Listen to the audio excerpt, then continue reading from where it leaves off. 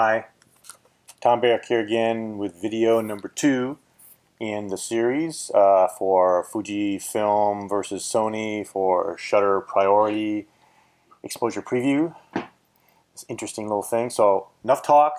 This video is going to be about the side-by-side compare with A6000 and Sony A6000 Fuji XT-30. So let's go to the video.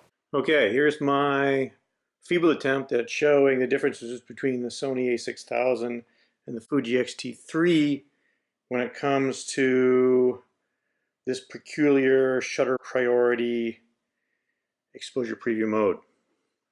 So on my left I have the venerable Sony A6000, and on my right I have the brand new Fuji XT-30.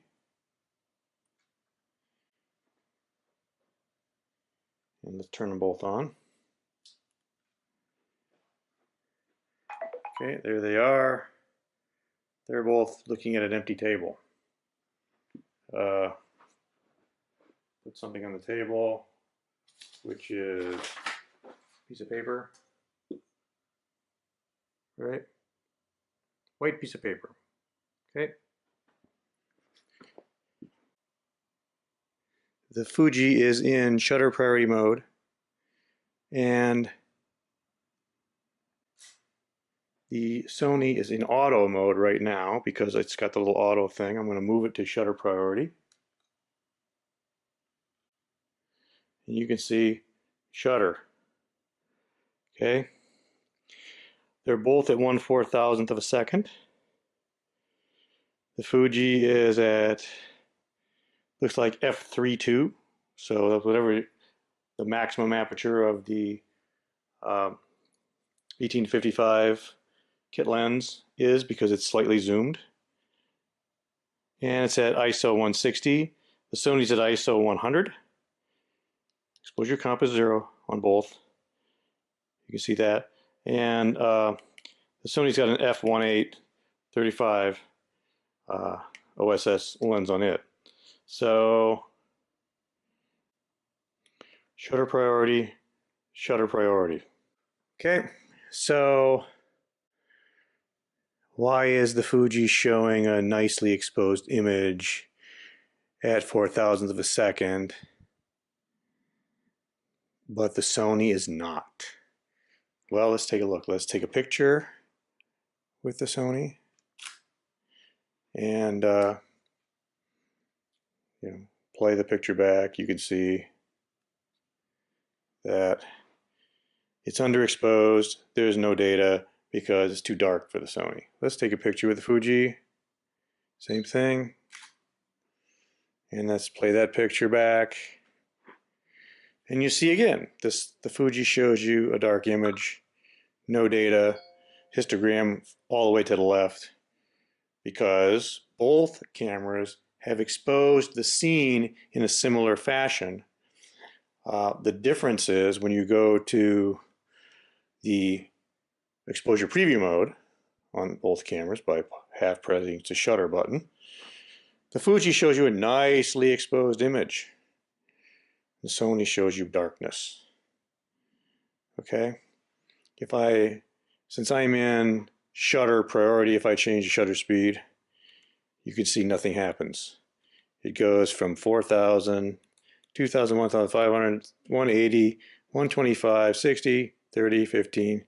But as soon as I hit, I think a quarter of a second, 1/4, that turns from, the f-stop indicator turns from orange to white, there at 1/8 of a second, which is telling me, if I'm smart, that, hey, the metering system now says this is okay. This is okay.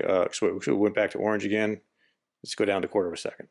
Okay, so now if I take the shot and then go and preview and then review it, nice picture. There's actual data. It looks good, because in this particular case, the Fuji had enough light to take the picture. But how was I supposed to know that? Well, I have to look right here at this little indicator. It's white.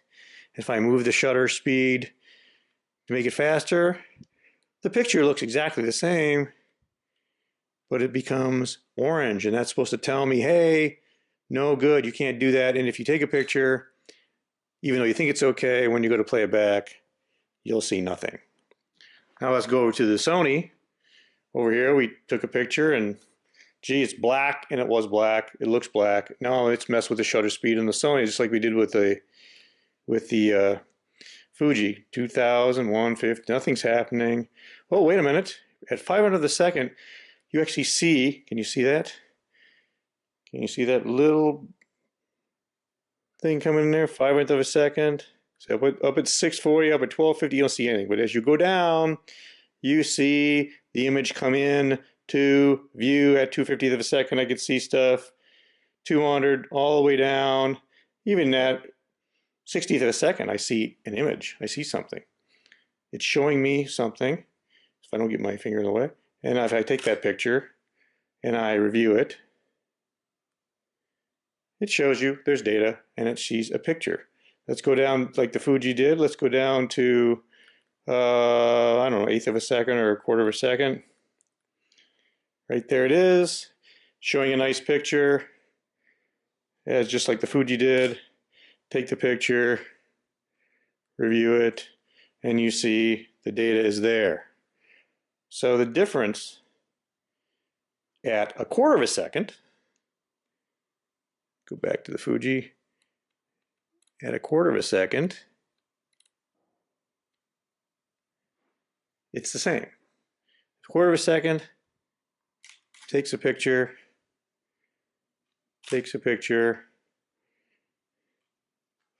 looks good, right? 1/4 second, no difference. But half press,